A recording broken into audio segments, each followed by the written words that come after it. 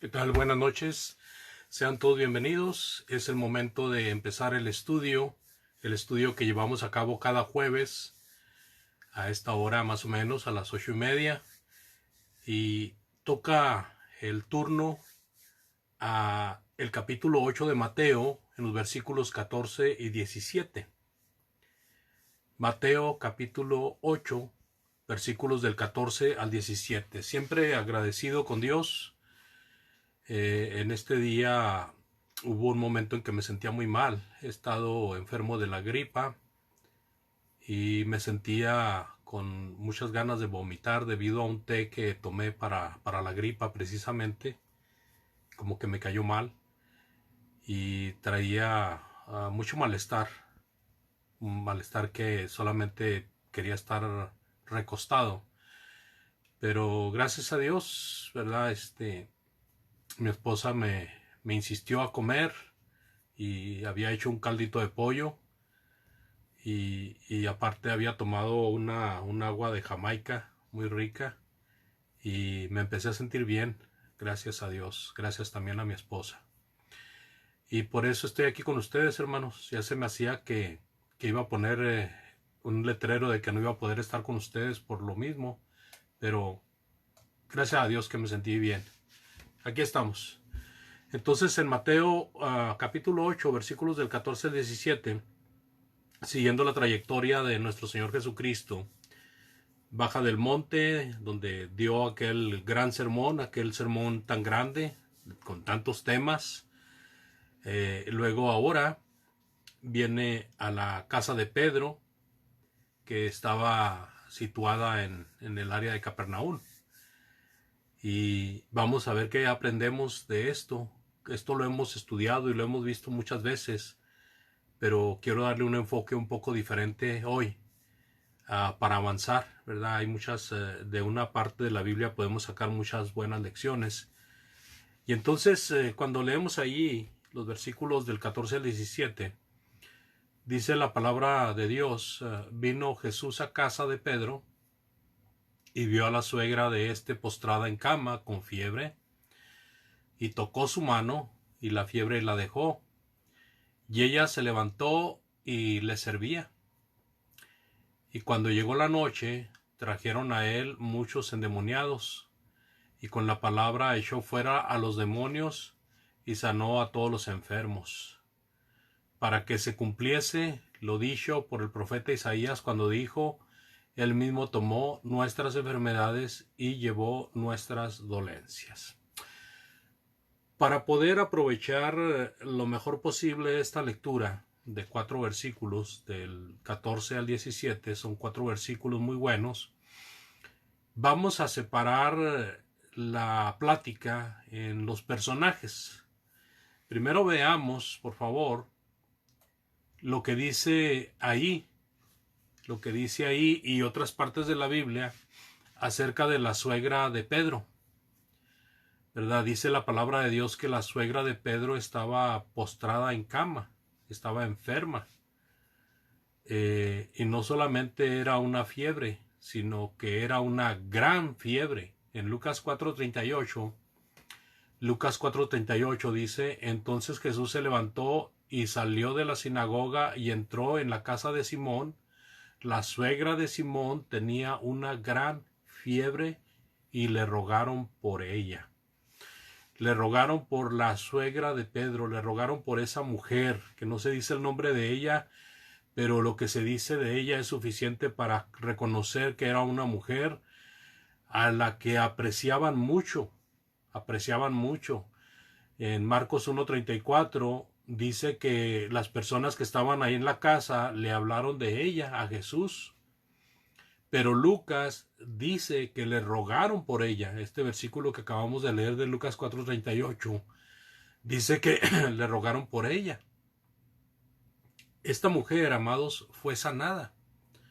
Pero quiero hacer énfasis de que era una mujer muy apreciada. Fue sanada y luego se levantó. ¿Y qué hizo la mujer? Inmediatamente le servía. Un ejemplo de servicio, un ejemplo de gran servicio. ahora podemos entender un poco mejor por qué esta mujer, conocida en la Biblia como la suegra de Pedro, era apreciada, porque era una mujer servicial, una mujer servicial. Es importante el énfasis, amados, porque creo que uno de los principales atributos del cristiano es ser servicial. Así de que sea hermano o sea hermana, su ejemplo principal debe de ser de servicio, de servicio. El Señor Jesucristo, en la última noche, antes de ser entregado, estaba con sus apóstoles y les dio una gran lección de servicio. Se puso una toalla en la cintura, tomó un recipiente con agua y empezó a enjugar sus pies. Cuando llegó a Pedro, Pedro le dijo: Señor, tú no me lavarás los pies jamás. Y Jesús le dijo: lo que yo hago, Pedro, ahora no lo entiendes, pero lo vas a entender después. Y si no te lavo, no tendrás parte conmigo. Y entonces Pedro le dijo: no solamente los pies, Señor, sino completo. Y el Señor le dijo: ya ustedes están limpios, pero solamente los pies necesitan ser limpiados. Indudablemente por el trayecto el camino que habían ellos ocupado, ese trayecto de donde estaban al lugar donde estaban festejando la Pascua, ameritaba el servicio de lavar los pies.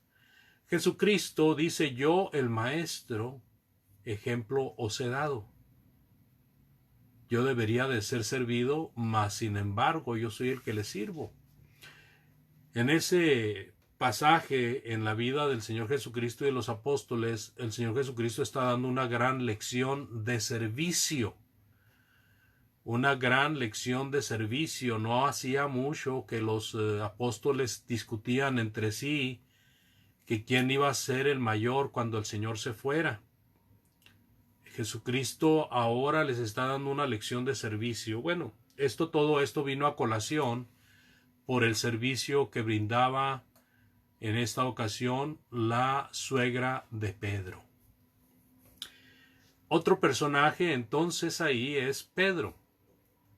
¿Qué dice la Biblia del apóstol Pedro? Bueno, dice que tuvo suegra, porque allí están en la casa y la que está enferma y luego es sanada y luego sirve, es la suegra de Pedro. Pedro, amados hermanos, amados oyentes, estaba casado con una hermana en Cristo. O sea que tanto la suegra como la hija, que era la esposa de Pedro, eran seguidores de Cristo. Seguidores de Cristo. ¿Cómo sabemos que Pedro estaba casado con una hermana? Bueno, estaba casado porque dice que tenía suegra.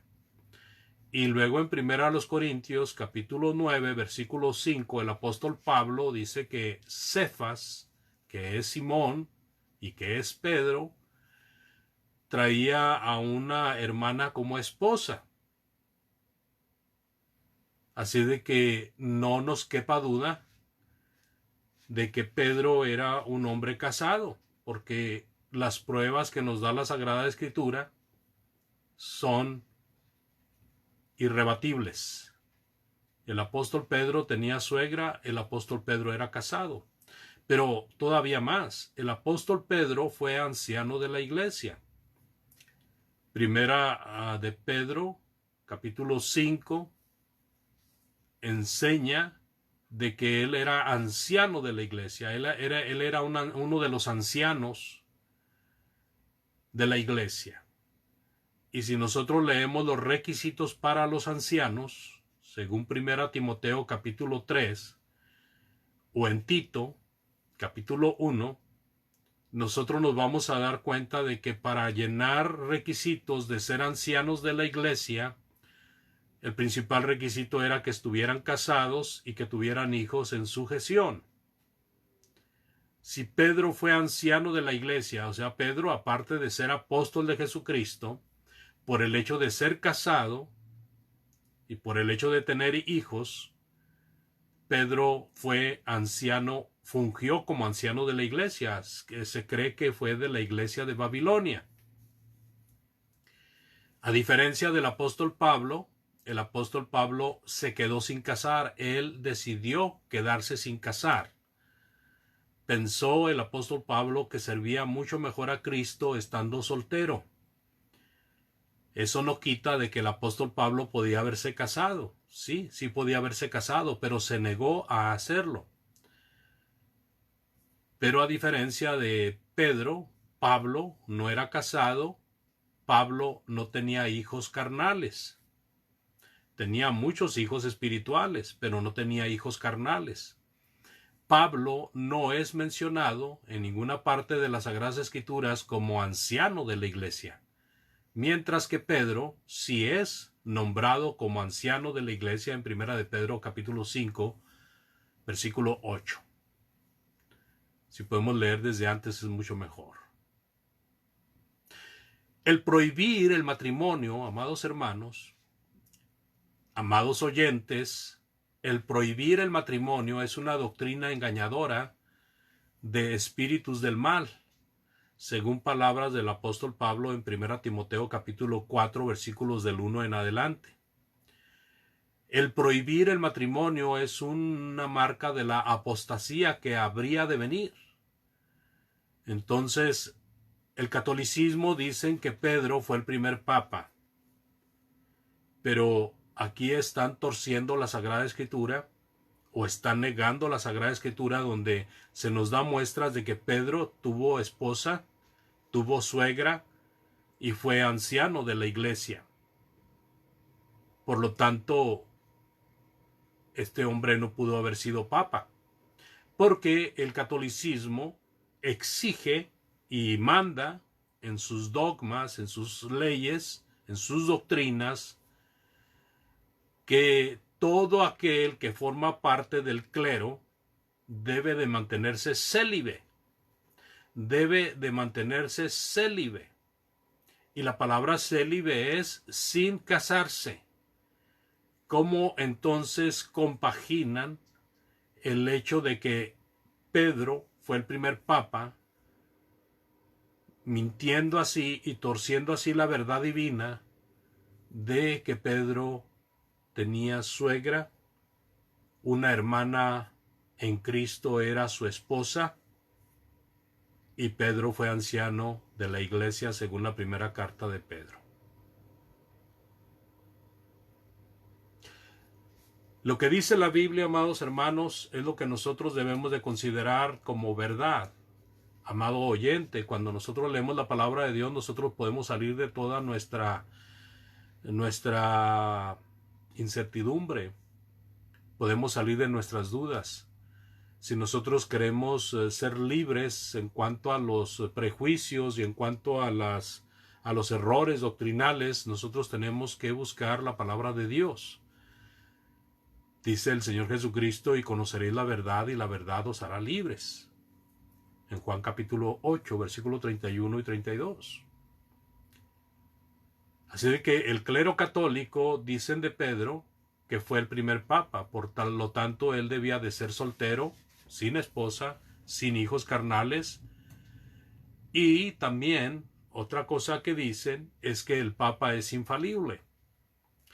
Si el papa es infalible según sus propias doctrinas y enseñanzas falsas, ¿cómo compaginan el hecho de que Pedro era un hombre y como cualquier hombre era falible?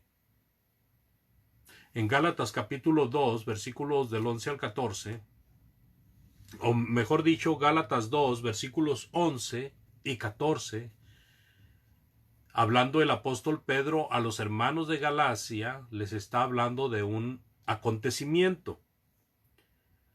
Pero cuando Pedro vino a Antioquía, le resistí cara a cara porque era de condenar.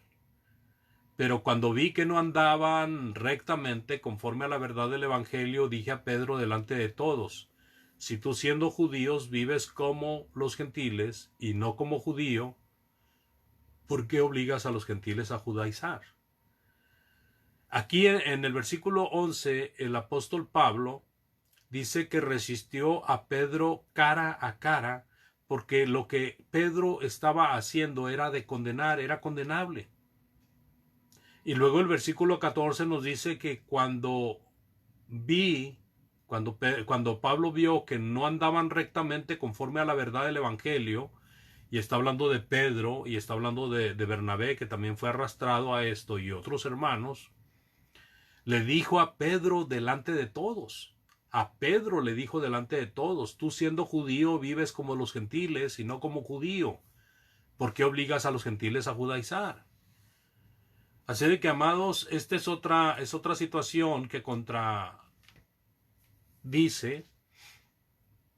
lo que el catolicismo quiere inyectar, de que el Papa es infalible y que Pedro fue el primer Papa, y entonces no checa, porque Pedro fue falible, Pablo fue falible, todos los hombres de Dios fueron falibles. El único hombre en el mundo que no ha sido falible es nuestro Señor Jesucristo, pero ha sido el único. Y pudiéramos seguir hablando de esta situación, amados, pero estos datos son muy interesantes porque dejan claramente evidenciado el hecho de que Pedro no fue el primer papa, porque no llena los requisitos que el catolicismo pide para ser papa. Y otra situación también muy interesante que se puede poner a discusión posteriormente, si ustedes gustan, es que Pedro no estuvo en Roma. Pedro no estuvo en Roma. ¿Dónde me baso? En las Sagradas Escrituras. En las Sagradas Escrituras hay evidencias que nos enseñan de que Pedro no estuvo en Roma. No hay ningún registro de que Pedro haya ido a Roma. Y no hay ninguna evidencia bíblica de que Pedro haya ido a Roma. Así de que vamos a dejar ahí el asunto. Si usted tiene preguntas o comentarios, con toda confianza estoy a sus órdenes. Esto es en cuanto a Pedro.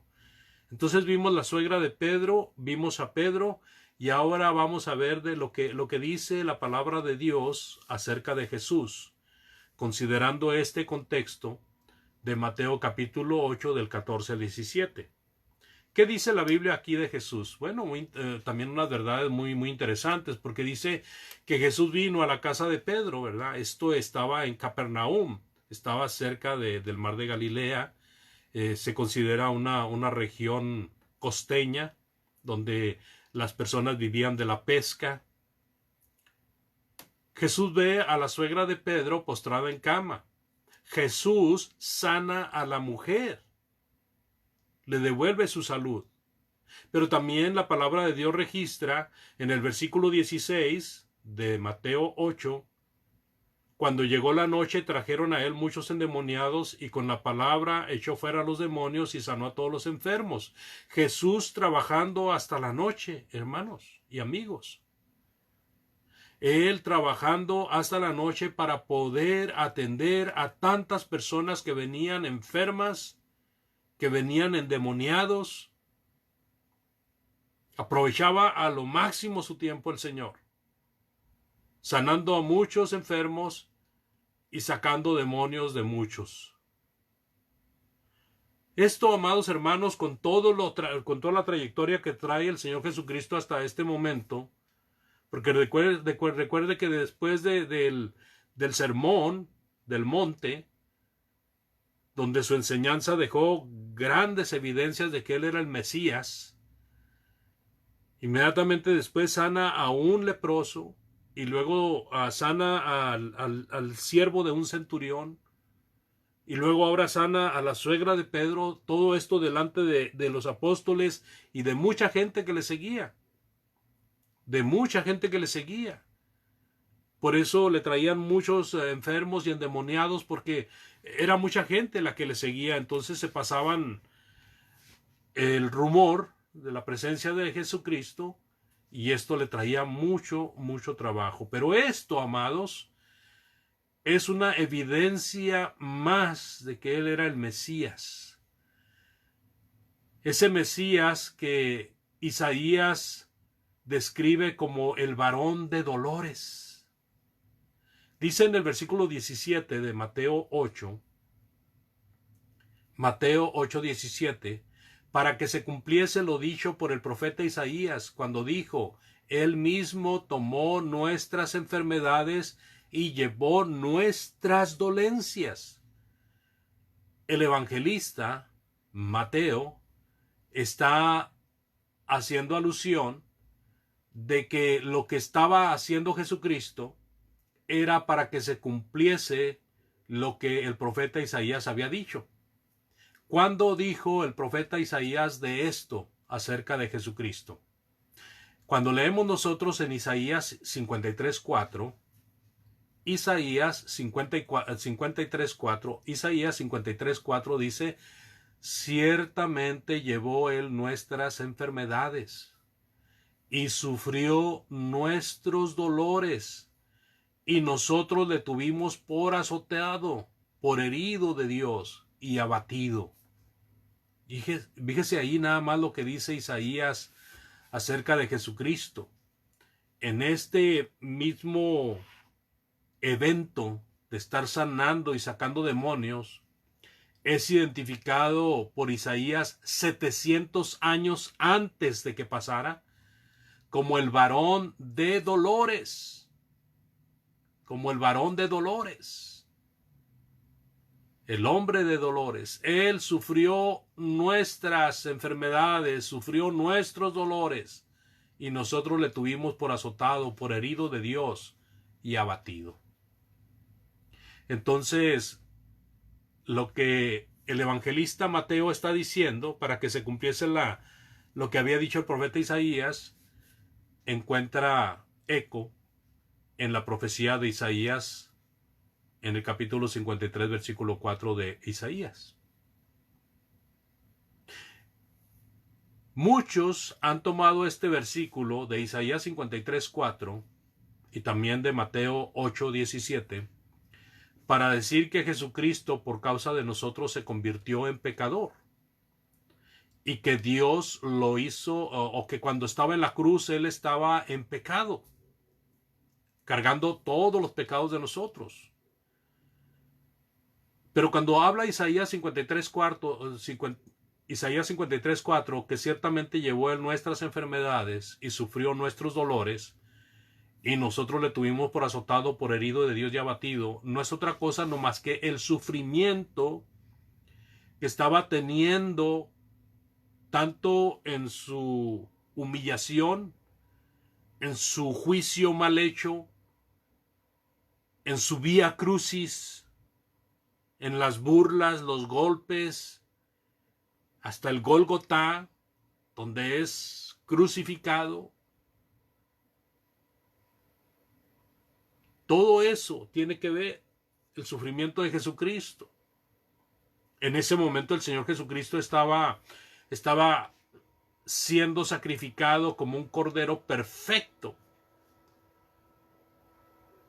para que nosotros pudiéramos ser justificados delante de Dios al venir a Jesucristo. Segunda a los Corintios 5:21 dice: al que no conoció pecado, por nosotros lo hizo pecado, para que nosotros fuésemos hechos justicia de Dios en él.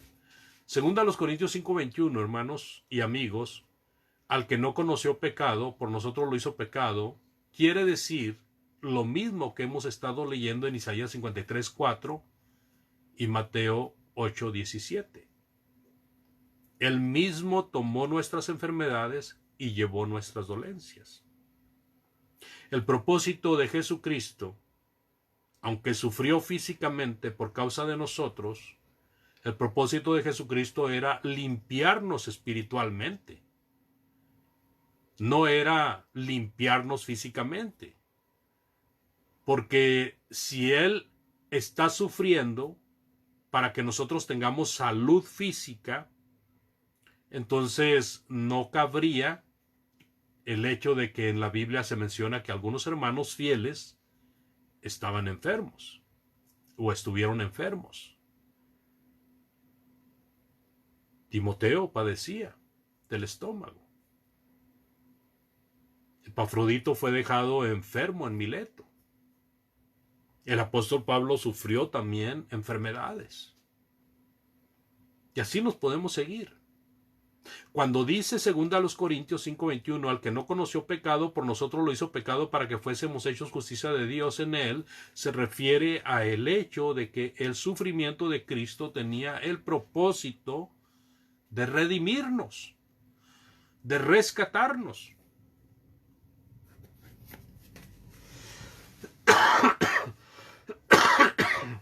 Perdón. En Isaías 53:10 dice, con todo eso Jehová quiso quebrantarlo, sujetándole a padecimiento, cuando haya puesto su vida en expiación por el pecado. Verá linaje, vivirá por largos días, y la voluntad de Jehová será en su mano prosperada. Este es el meollo del asunto en cuanto a el propósito del ministerio de nuestro Señor Jesucristo, tanto el ministerio de enseñanza, el ministerio de sanidad, el ministerio de advertencia de que Él iba a morir, de que iba a ser entregado, el ministerio de su sacrificio, el ministerio de su sepultura y su resurrección. Todo eso, hermanos, era con el propósito de que el hombre tuviese acceso a la redención por vía del sacrificio que él había hecho. Isaías 53:10 nuevamente, con todo eso Jehová quiso quebrantarlo, sujetándole a padecimiento, y cuando haya puesto su vida en expiación por el pecado, verá linaje, vivirá por largos días, y la voluntad de Jehová será en nuestra mano prosperada. Entonces, Jehová quiso quebrantar a su Hijo para que fuera el sacrificio perfecto. Por eso tuvo que padecer por causa de ese sacrificio, por causa de nuestros pecados, pero no es porque nuestros pecados se hayan pasado a Él.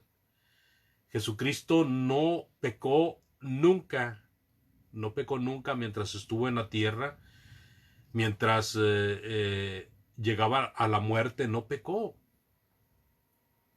Por eso fue aceptado como ofrenda para nosotros. Fue aceptado como rescate para nosotros. Y entonces, ya sin más preámbulo, estimado oyente, pues lo que queda es hacer la invitación cordial. Si usted, hermano o hermana que nos escucha, tiene cuentas pendientes con Dios, es un buen momento de arreglar las cuentas con Dios. Si usted, estimado amigo, ha oído lo suficiente de la palabra de Dios, cree que Jesucristo es el Hijo de Dios, usted necesita arrepentirse y ser bautizado para perdón de pecados. Recuerde que en el mundo en el que vivimos se manejan falsas doctrinas, y una de ellas, la más grande entre los latinos, es el hecho de creer en el catolicismo. Y el catolicismo enseña de que Pedro fue el primer papa, mientras que la Sagrada Escritura lo contradice, porque Pedro tuvo suegra, porque tuvo esposa, porque tuvo hijos, o al menos uno, y fue anciano de la iglesia. El catolicismo enseña de que todo aquel que pertenece al clero debe de mantenerse célibe, sin casarse. La palabra de Dios dice que el matrimonio es sagrado cuando las dos partes están libres para casarse. Jesucristo, nuestro Señor, nuestro amado Salvador, sanó a la suegra de Pedro, y vinieron muchas personas enfermas y muchas personas endemoniadas, y recibieron la atención del maestro, del médico de médicos, que tenía poder contra la enfermedad y poder contra los demonios, evidenciando así que él era el Mesías prometido, el ungido de Dios, el varón de dolores, profetizado por Isaías, el cual por su sacrificio nos dio la posibilidad de ver el cielo si aceptamos a Jesucristo como nuestro Salvador. Oremos, por favor, y muchas gracias por su atención. Señor, agradecemos la vida, la salud y todas tus bendiciones. Gracias porque nos permitiste poder estudiar tu palabra, rogando que bendigas a los oyentes, que seas con todos y cada uno de ellos, que bendigas sus hogares, sus familias, que aquellos que estén enfermos, si es tu voluntad, sanen, y aquellos que están sufriendo por causa de algún ser querido que se ha ido, que les des consuelo y fortaleza, Padre bendito y eterno, y que asimismo, Señor, seas con los médicos y los científicos que están todavía tratando esta pandemia, que les permitas llegar al buen entendimiento. Y que allá, Señor, donde se están llevando a cabo guerras con armamento, que ayudes a que razonen de tal manera que paren esas guerras, Señor, donde muere tanta gente inocente. Bendice y fortalece a aquellos que están en esos lugares, a nuestros hermanos, ayúdales, especialmente a estos también que son perseguidos por causa de predicar el Evangelio. Sé con ellos, Señor. Ayúdanos, Padre, en lo que hacemos, si es de acuerdo a tu santa voluntad. Todo pedimos y damos gracias en el bendito nombre de Cristo, nuestro Salvador. Amén. Dios les bendiga. Muy buenas noches y muchas gracias. Hasta luego.